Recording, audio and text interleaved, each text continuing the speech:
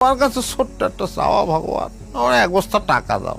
মোশাররফ করিমের মতন 1 বস্তা টাকা পেলে আমরা অনেকেই খুশি। জীবনে হয়তো আর কিছু লাগবে না, কিন্তু একবার ভেবে দেখুন তো 1 বস্তা টাকা ঠিক কত টাকা থাকতে পারে। ভাবতে ভাবতে চলেন একটা গল্প শুনে আসি।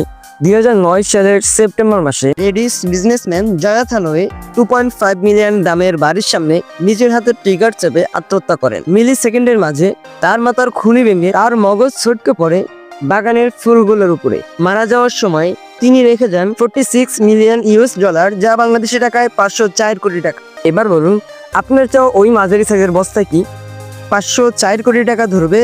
যদি নাই ধরে থাকে তাহলে এত টাকা থাকা সত্ত্বেও জনাথন কেন আত্মহত্যা করলেন? শুধু জনাথন না, এলিয়েন ব্লাড, উইবার্ট বোমিস্টার, ক্রিস্টোফার ফাস্টা, জনাথন লরেনসন, ওয়েন পাই, এরা সবাই নামকরা মিলিয়নিয়ার, যারা সবাই আত্মহত্যা করেছেন। আর কত টাকা হলে তাদের আত্মহত্যা থামানো যেত, প্রশ্ন থেকেই যায়।